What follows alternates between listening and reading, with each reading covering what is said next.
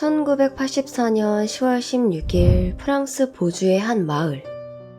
이곳에 살고 있던 빌맨 가족의 집으로 전화 한 통이 걸려옵니다. 발신자는 내가 아이를 죽였고 볼로뉴강에 던졌다. 이제 복수는 끝이다. 라는 말을 남기고 전화가 끊겼고, 그날 저녁 부부의 자택에서 약 7km 떨어진 볼로뉴강에서 손과 발이 밧줄로 묶인 채 죽어있는 그레고리 빌맹의 시체가 발견됩니다. 죽은 아이의 아버지 장마리 빌맹과 어머니 크리스틴 빌맹은 슬픔에 빠졌고, 경찰은 범인을 찾기 위해 수사에 들어갔지만 부부는 이미 누군지 알고 있다는 듯이 범인을 지목하였습니다. 그들은 범인이 까마귀라고 말했는데요. 사건이 일어나기 전 약 4년 전부터 부부는 자신의 신원을 밝히지 않은 의문의 인물에게 이유도 알 수 없는 협박과 욕설 전화가 걸려오기 시작합니다. 발신번호도 알 수 없었고 하루에 많게는 27통의 전화가 오기도 하였는데요. 이렇게 4년 전부터 시작된 수년간의 통화 내용에는 빌맨 가족의 사생활이나 비밀까지도 얘기하는 등 빌맨 가족과 매우 가까운 사이이거나 원한 관계가 있는 것처럼 보였습니다. 하지만 1983년 5월, 까마귀는 다시는 연락하지 않겠다. 자신이 누군지 찾을 수는 없을 것. 이라는 내용의 한 통의 편지를 보내왔고, 이후로 더 이상 전화가 오지 않아 빌맹 부부도 서서히 까마귀에 대한 경계를 풀기 시작합니다. 그리고 사건 당일 1984년 10월 16일, 쌀쌀한 날씨에 빌맹 부부는 4살짜리 아들 그레고리 빌맹에게 따뜻한 모자를 씌워주고 집 앞에서 놀게 하였고, 시간이 지나 아이를 데리고 들어오려 밖을 나가보았는데 그레고리가 감쪽같이 사라진 것이었습니다.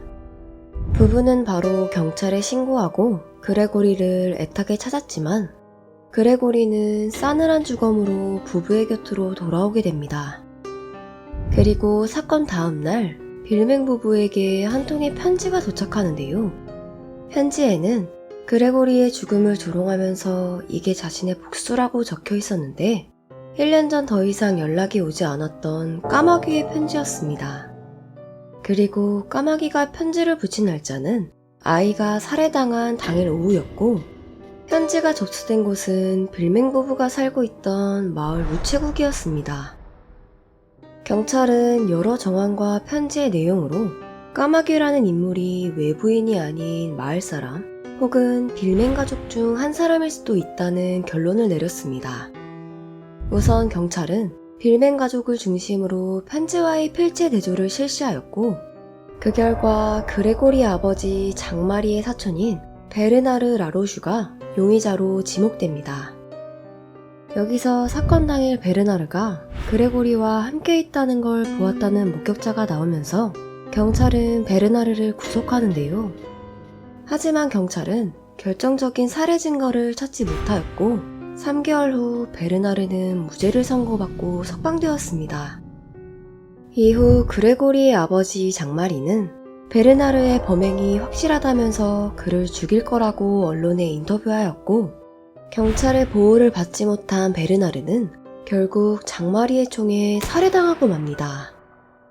그렇게 베르나르를 죽인 장마리는 5년형을 선고받았고, 빌맹 부부의 자택을 수색하던 경찰은 그레고리의 사체 발견 당시 손발에 묶여있던 것과 동일한 밧줄을 지하실에서 발견하게 됩니다.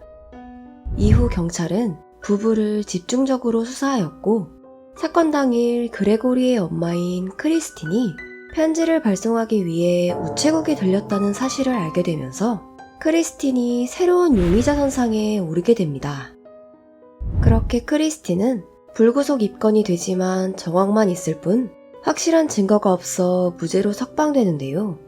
결국 경찰은 증거도 범인도 찾지 못했으며 1993년 그레고리 사건을 미결로 남긴 채 수사를 종결하게 됩니다. 시간은 흘러 2008년, 과학의 발달로 사건의 재수사가 시작되었고, 당시 범인이 보낸 편지의 우표에서 발견한 타액 DNA를 검사하였지만 발견된 DNA는 빌맹 부부가 범인이 아니라는 것만 밝힐 수 있었을 뿐 여전히 범인을 찾을 수는 없었습니다. 지금까지도 프랑스의 미제 사건으로 남아있는 그레고리 살인사건. 도대체 까마귀 그는 누구였을까요? 더 자세한 내용이 궁금하시다면 넷플릭스의 누가 어린 그레고리를 죽였나를 추천드립니다. 구독과 좋아요는 언제나 큰 힘이 됩니다. 지금까지 시청해주셔서 감사합니다.